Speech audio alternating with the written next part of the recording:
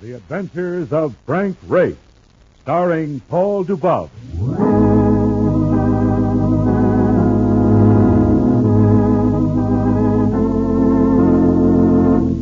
The war changed many things, the face of the earth and the people on it. Before the war, Frank Race worked as an attorney, but he traded his law book for the cloak-and-dagger of the OSS. And when it was over, his former life was over, too. Adventure had become his business. The Adventures of Frank Race.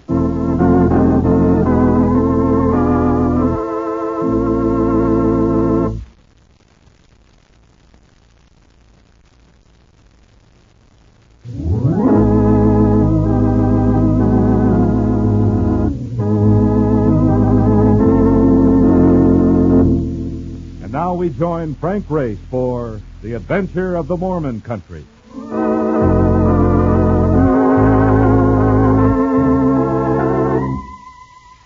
A dinner jacket is hardly the thing to wear to Joe Bell's saloon on the Lower East Side.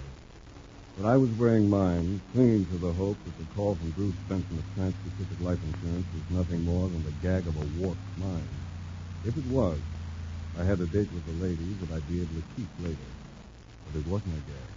Benton was there in an isolated booth as Mark Donovan and I walked in. Yeah, thought I was kidding you, didn't you? Well, that's Benton over there, ain't it? Benton, all right. And that, I fear, means that my lady of the evening dines alone. Hello, Ray. Hello, Bruce. I told you I'd dig him up, Mr. Benton. Thanks, Donovan. Sure. Sit down, boys. What's up, Bruce? This saloon is hardly the type of place for an insurance company vice president to be keeping late office hours. Something came up. Something I'd rather handle in an unorthodox manner. I called you to the office or picked one of the usual meeting places. Well, that wouldn't be quiet, would it? A foundry would be more quiet than this joint. Quiet was a poor choice of words. Let's say secret. What's the job? First, I want you to be a go-between in the payment of $50,000. It's ransom money, Rich. Somebody in your family been kidnapped? No. The victim is Walter Kruger, one of our policyholders. Now, wait a minute, I know that guy. Who doesn't? Walter Kruger, better known as Sonny Kruger. Playboy and heir to one of the largest fortunes in the country. But how is it you're being tapped for the ransom, Bruce? We're dealing with a clever gang, Race. I haven't bothered the family. We're dealing on a business basis without risking any emotionalism. I still can't see why you want to pay off. We have Kruger insured for $300,000. With double indemnity, that's $600,000. If we don't pay off, they'll kill him. Holy cow. That is smart. Either you pay the 50 G's or lose 600 G's. I can see your point, but I can't buy it, Bruce. Refuse and call in the FBI. And don't get me wrong, Race. I'm not playing ball with him. I'm just trying to save Kruger's life. Once he's set free, we'll spend $1 million if we have to bring the criminals in. That's better. Where do I start? There's $50,000 in $20 bills in this lunch tray. I've named you as go-between. They'll contact you and arrange for the pickup. I don't know when or how. And after I deliver? We have the serial numbers, naturally. All banks will be informed and alerted. When we pin them down to a central point of operation, then you can go after them, Ray. And no holds barred. All right? I'll take it. Good. Now, I guess you might as well get out of here. And there's a side door. I'll have another drink and leave later. Right. Come on, Mark. Go. Brother, carrying that kind of dough in this joint ain't a happy idea, especially the way you address it. We'll be out soon. Then I'm in for a lonely evening at the telephone. And if the lady calls, I'll have to hang up. I left the car and found it, John. So we can go through the alley. Sure, come through. But don't be in a hurry. He stood in the shadow of a doorway where the street light at the end of the alley couldn't pick out his face. But the gun in his hand was very visible. 2 other men were crouched behind the rubbish cans at the far side of the alley. You got a package to deliver. Start unloading. Just drop it on the ground. It's rather valuable. Yeah, I know it's valuable. Don't monkey around. Now, may I have a receipt? Well, I'd give you one, but I don't think you'd like it. Walk to your car slow and get lost. I'll do it. reluctantly. I hope we meet again someday. No, fair play this time. Look, I don't know what you're mumbling, but I don't like it. Now move. Come on, Marcus. We'll send our guest home in a couple of days. Meanwhile, be like the little fist boy. It's time to retire before somebody blows your candle out.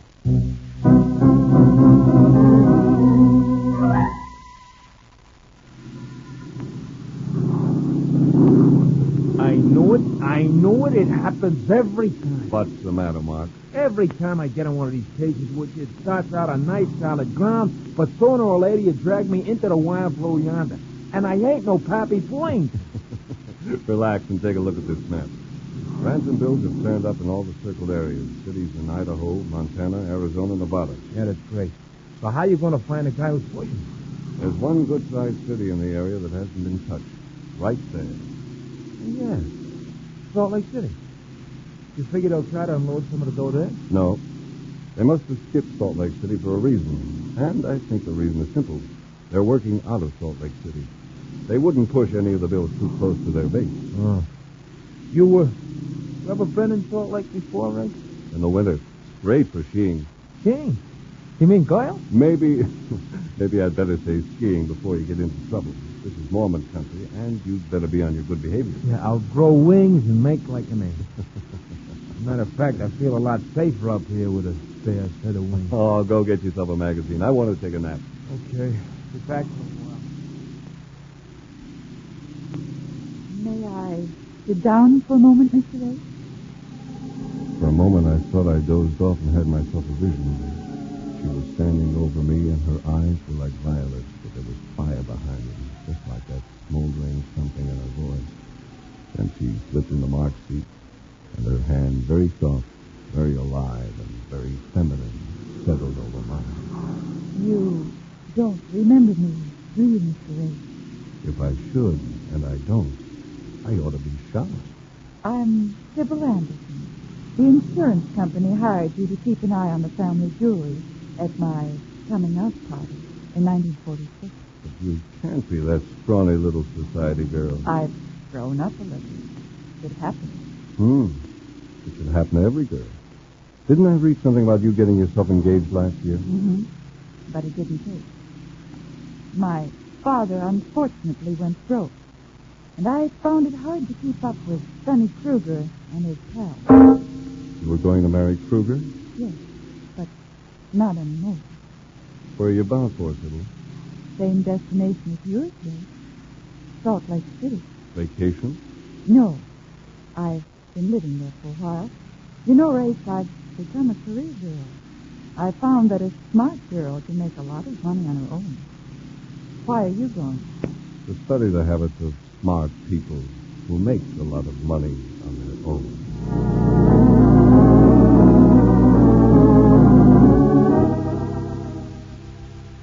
If Sybil Anderson was throwing out a trail deliberately, she couldn't be as bright as she looked. Mark and I took turns following her for a couple of days, but her activities seemed as innocent as those of a campfire girl on the night before a rally. We gave it up finally and headed for the Great Salt Lake to have a swim, or rather, a float. You know, they tell me the water here is so thick a guy bobs around like a cork. What's the fun of swimming if you can't drown? You're a weird one at times. Hurry up and crawl into that suit. Okay. You know, the war has sure been in these bathhouses. Well, people with secrets shouldn't live in bathhouses, that's all. Snap it up. Give me a chance. Quiet, Mark. Don't scream at me, Corman. All right. Let's get dressed and get out of here. You hear that voice? Which one? Gorman, the man who helped himself to $50,000 in the alley behind Joe Bell's saloon. Back into your clothes quickly. We've got to tail him. I'm beginning to feel like Gypsy Rose Lee playing a double matinee.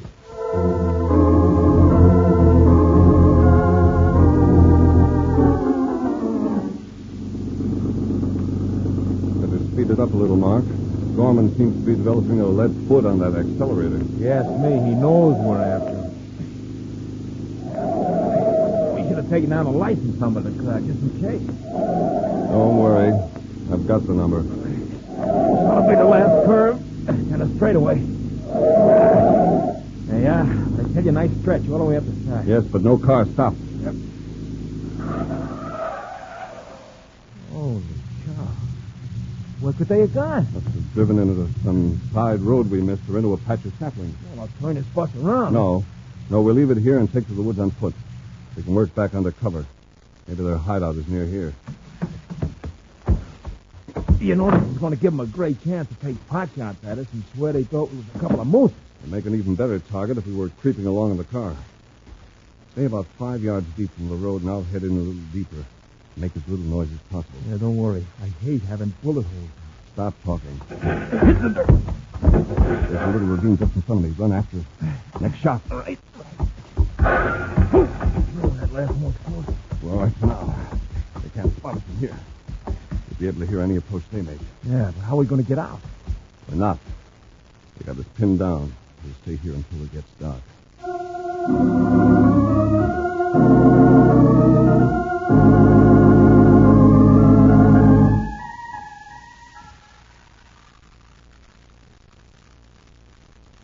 Hey, Ray, when are we going to move? My foot's is straight. The Utah moon is a little too bright.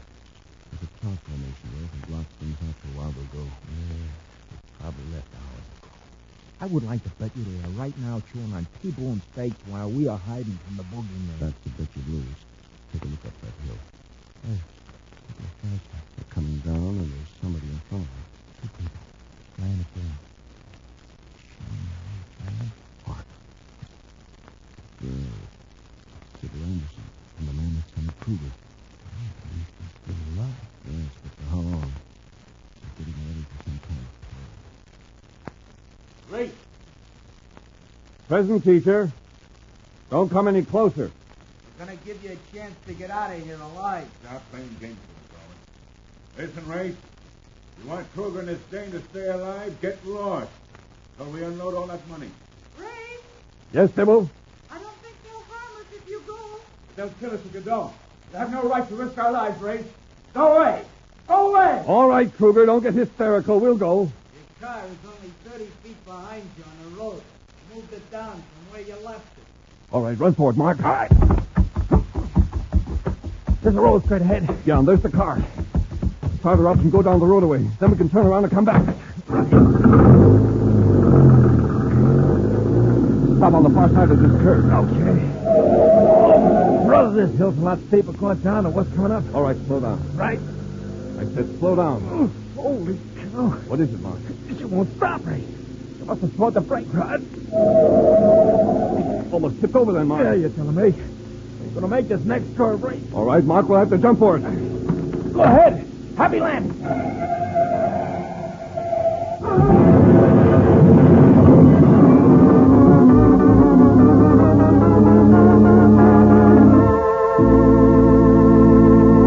We'll return to the adventures of Frank Race in just about 1 minute.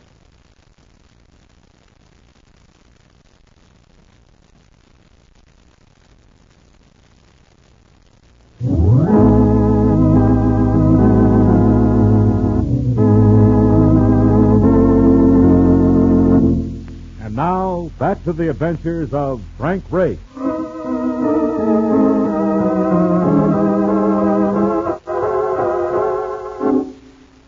Jumping from a car moving at 90 miles per hour over a winding mountain road is not the sort of sport I'd recommend.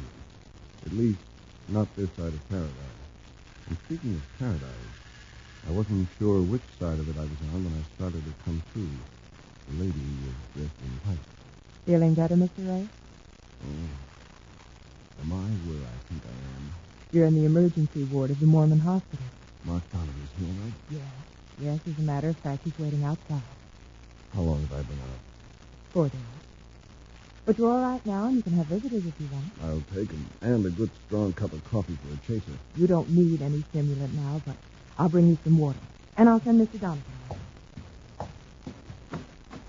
You can go in now. Oh, thanks. Race, why don't you stop trying to prove that your head's as hot as mine? I'll bet there's a hole in the road where you hit it, Marcus. Yeah, well, I've been busy while you've been gold bricking. Sybil Anderson is back in circulation, and Sonny Kruger's in the loose, too. Which means I've been out too long. Gorman and Berkey must have pushed the last of the hot money. I went back up into the hills to see if I could find a hideout, but there wasn't anything. You know something? I was pretty lucky to be picked up after the crash. Who found us? A couple of guys in the forest patrol. There's a thing up there called a ski lift. There's a bunch of chairs hanging from some kind of telephone poles or something. There's no snow. Why would they be up there? Some kids must have got it started and somebody reported it, so these guys were going up to stop it and they found it. Here's some water, Mr. Ray. Thanks. Would you like a glass, Mr. Donovan? You sure it wouldn't be too strong for me? You'll have to get used to our ways, Mr. Donovan. Maybe there's something to him with that. I never saw such healthy people in all my life. You know, Ray, even when I feel good, I look at them and they make me think I must be sick. Mr. Ray, the doctor says you'll be able to leave in the morning. Fine. I'll be ready. Nice. There's a big dance here Saturday night. There's one every Saturday night, Mr. Donovan. If you're really stuck for a date, I'm not doing anything.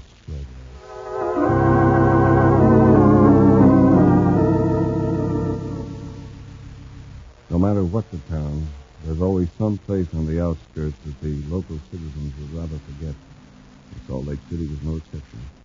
When I left the hospital, Mark and I drove to the place, a bottle-carrying dive on Route 91 known as the Sinner's Lair. Holy cow, what did you want to come to this joint for, Ray?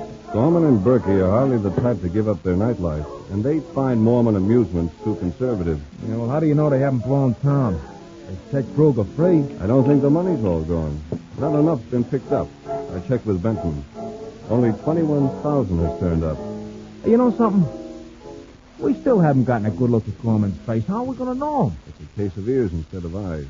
Keep yours open and tab that voice if you can. Just around a little. All right. But suppose he spots us first. He's never seen us too clearly either. We've got as much of an edge as he has. Okay. If I see him, I'll give you the nod. Eavesdropping has never been one of my favorite pastimes. And the patrons of the Sinner's Lair didn't favor it either. There were faces I'd seen before. Migratory faces that turn up here and there around the country. Small-time crooks running away from the laws of one state or another. Moving from town to town. Never staying too long in any one spot. But at the back of the place, near a booth, I caught the tones of a voice I knew. It wasn't Gorman. It was Sybil Anderson. Are you safe now, Sonny? Are you sure? Yes, I'm out of it. They won't bother me anymore. Hello. Hello, Ray. Oh, Ray. Ray, you're all right. I'm looking for Gorman and Berkey. You know where they might be, Kruger? Probably thousands of miles from here by now. Might as well pack up and go home. Thanks for the advice. I think I'll stick. Mark and I meant to come back after you the other night, but we had an accident. I was frightened for you, Ray. Tell me something, Sybil. How'd they happen to pick you up? Well, that was my fault, Ray. I thought I could get away from them. I slipped a note out to Sybil and asked her to meet me with a car. The man I bribed double-crossed me. She delivered the note, and I picked her up. I don't think it's smart for you to be hanging out in a place like this, Sonny. He's right, Sonny. You ought to go back to town. I'll stay with Ray, and he can drive me in. Why do you want to stay with him? The time has passed when I have to explain things to you, Sonny. Remember? All right. That's the way you want it. Call you tomorrow. Goodbye, Ray. Goodbye. Well, we're alone, Ray, but in the middle of a crowd as usual. We could go outside. There's a moon. What?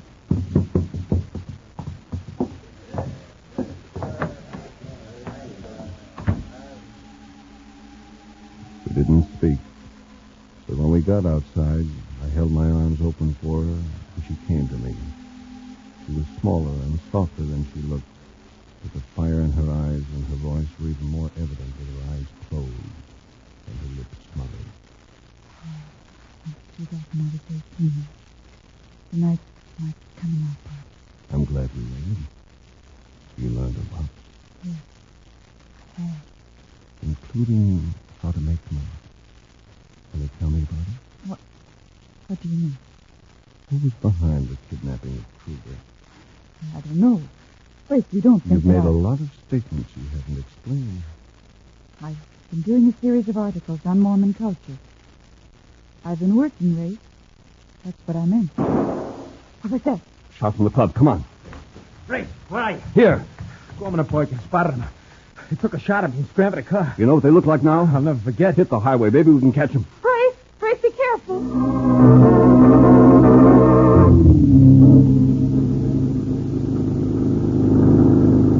There's a car up ahead. It must be theirs. At least they didn't have time to work over the brakes on this heat. It's slowing down. Yeah. Well, let's not figure on giving up too easy. They mean business. Well, we're armed, too, this time. Come on up to him. Keep low over the wheel, boy. Hey, you hit something. He's going off the road. Careful, Mark. He's got our tires. Hold on. Oh, brother. I was afraid I was going to have to jump again. Well, we've lost him. Well, we got a busy night ahead of us. Turn around and go back to the sinner's lair. What for? One of them is wounded. They need treatment. They won't dare go to a hospital or a doctor. Maybe we can pick up the name of somebody who specializes in the treatment of illegal wounds.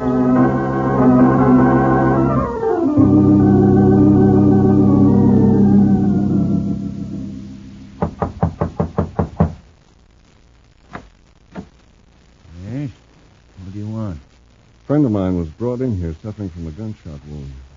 I want to see him. I don't know what you're talking about. Look, he's hot. I've got to get him out of town. Stop stalling. Come in. He's in here. Get him out of here faster. He's hot. What happened to the fellow who brought him here? He couldn't wait. Hello, Gorman. Or is it Berkey? You're right the first time, Race. It's Gorman. This is the end of the road, boy. I know it. What do you want? Who's the head man? What's in it for me if I split? I can't promise you anything, you know that. But it might go easier if I could say you were cooperative.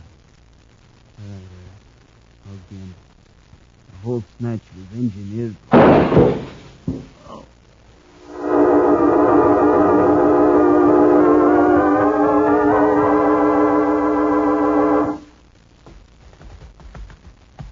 Race, will you please tell me what we're checking all these motels for? Sonny Kruger's car. He must be staying at one of them. Isn't registered in any of the hotels. Oh, hey, look, beside that cabin, a yellow convertible. Monogram. That's it. W.K. Walter Kruger. Come on. Oh, what do you want with him? Just want to ask him a question.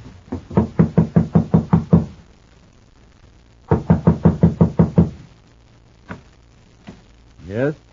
Oh, it's you, Ray. Come in. I want to ask you something, Sonny. Where were you at 1 a.m.? Why? Because somebody shot one of your captors, Gorman, while I was talking to him. Well, I was with an old friend of my father's, Joseph Saunders. Police swear to that? And is his word any good? He's a Mormon and very highly respected. How did you spend the evening? Playing chess at his house. Matter of fact, we stopped at exactly 1 a.m. and he made some coffee. And we talked for a while. Mind if I call him and check on him? I don't think it would do any good. He just died a few minutes ago. Heart attack. I heard the report while I was listening to the radio.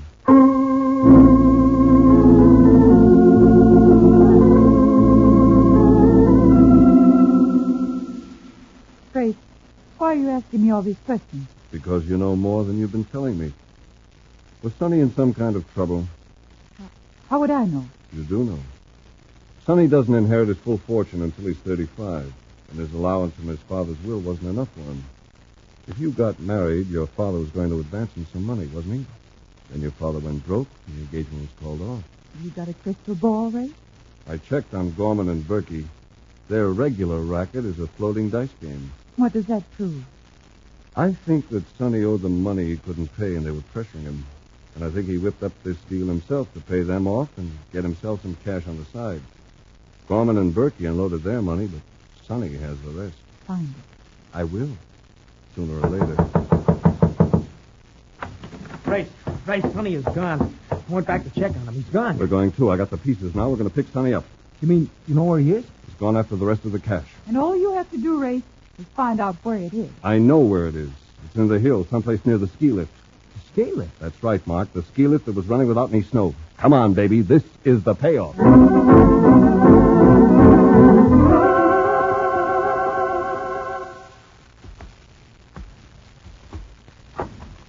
All right, right, Mark. There's the cabin. He must be in there. If we go into that clearing, he's going to start blasting. We don't have to go in. Honey, come on out. Come and get me, Ray. I can do it from here. It's autumn, boy. If I fire this brush, you're finished. Got a point, Ray. Put your hands up and come on.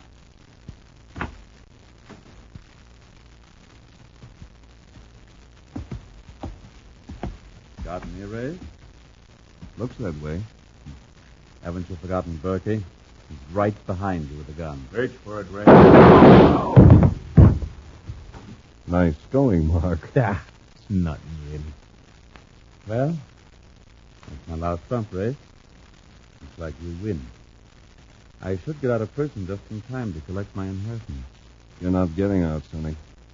You murdered Gorman. But, Ray, I told you about my alibi. I think it will hold up. Maybe Berkey shot Gorman. No, Sonny. You did it. You shouldn't have used a dead Mormon for your story. There was a hole in it. What do you mean? You said you stopped your chess game at 1 a.m. and your Mormon host made some coffee. Good Mormons don't drink coffee, Sonny. It's banned. It's considered a stimulant. You should have learned a little bit about the customs of the country. But I tell you... Don't tell me. Tell a Mormon jury, Sonny. I think that imaginary cup of coffee may be expensive. It's going to cost you your life.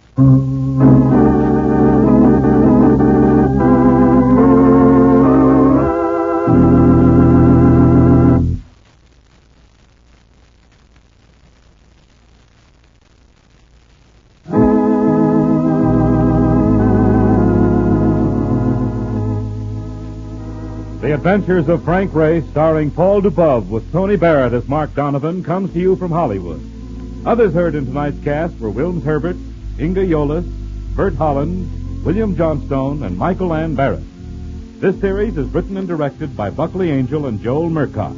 The music is composed and played by Ivan Ditmar. Be sure to be with us again this time next week for another dramatic chapter in The Adventures of Frank Ray. Michael Roy speaking. This is a Bruce Eells production.